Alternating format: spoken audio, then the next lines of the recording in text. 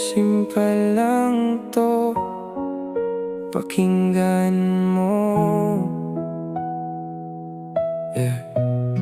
Nung una okay tayo, lagi kang masaya. Ako yung laging nandyan kapag may problema ka. Pinapakinggan kita kahit paulit-ulit na. Kahit ako di mo tanungin kung okay pa ba. Sanay akong umintindi kahit ako nasasaktan. Iniisip ko normal lang yan, lilipas din yan.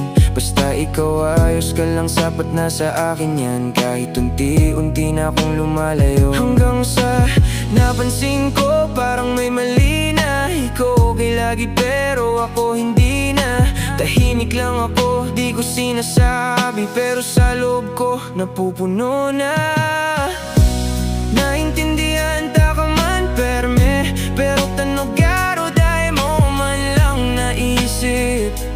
Kung nakukulogan o kinulugan mo na ako.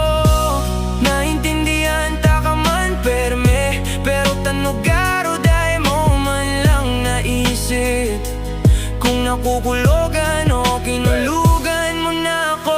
Isang gabi napaisip ako mag-isa, bakit ako lang ang laging nag-aalala sa'yo, diba? Pag ikaw may kailangan, nandito agad ako. Pero pag ako na parang wala lang, doon ko naisip hindi na to pantay. Ako lang nagbibigay, wala kang pakialam. Kahit kaunti man lang sa kakaintindi ko sa'yo. Nakalimutan ko ng tanungin kung okay lang ba ang sarili ko. Hindi mo alam, pero nasaktan mo ko nang hindi mo namamalayan. At ako naman, hinayaan ko mangyari yun. Naintindihan ta ka man perme, pero tanogaro dahil mo man lang naisip. Kung napupulogan o kinulugan mo na ako. Naintindihan ta ka man perme, pero tanogaro dahil mo man lang naisip.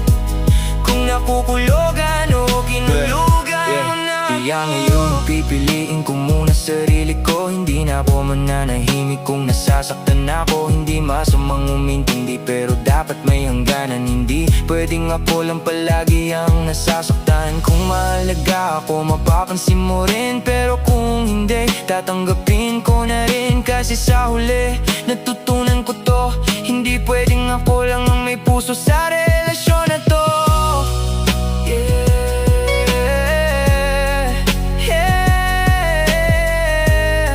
Hindi lang dapat ikaw ang iniintindi, dapat pati ako rin.